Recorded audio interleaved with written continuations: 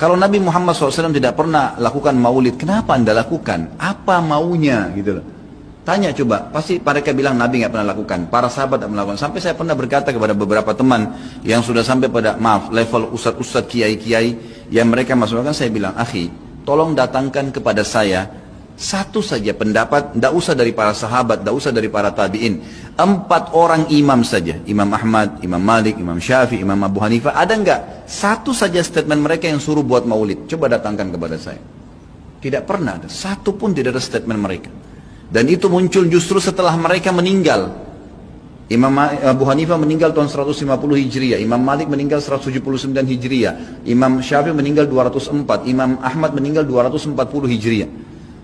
Itu munculnya maulid di tahun pas Imam Ahmad terakhir tuh, 10 tahun sebelum meninggal, 230 Hijriah oleh orang-orang Syiah yang ada di Mesir. Itu mereka lakukan.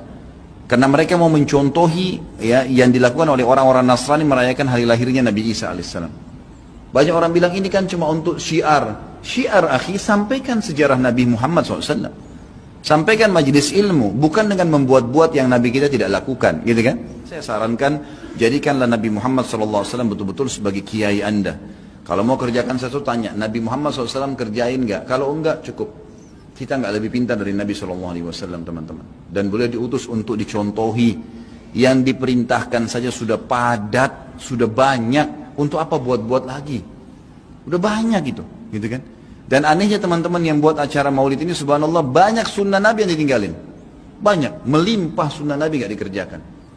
Banyak sekali, kita temukan kukunya masih panjang, hal yang kecil. Istrinya belum pakai jilbab, dia masih belum datang ke masjid sholat 5 waktu, banyak. Rame-ramein aja pada saat acara itu saja, itu pun tidak ngerti apa itu acara.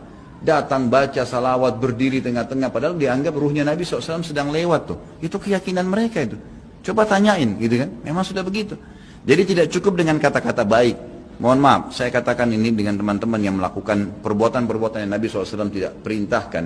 Anda sama saja sedang mengatakan, maaf Rasulullah, saya lebih ngerti daripada Anda. Nabi SAW tidak perintahin kita kerjain, jadi kita lebih ngerti dong dari Nabi. Gitu kan? Padahal kita disuruh menjadikan Nabi Muhammad SAW sebagai suri tauladan. Yang disuruh saja, jangan tambah-tambah, cukup. Cukup. Dan yang tidak dicontohkan sama, jangan juga dilakukan. Karena Nabi SAW bukan orang yang tidak tahu, orang yang tahu. Semua dipandu kan? Berarti di sini masuk dalam mengerjakan apa yang diperintahkan, meninggalkan apa yang dilarang dan yang tidak dicontohkan. Karena di sini dilarang itu bisa Nabi SAW larang atau Nabi SAW sengaja tidak lakukan untuk menunjukkan kalau itu tidak boleh. Kan seperti itu. Semoga Allah berikan hidayah.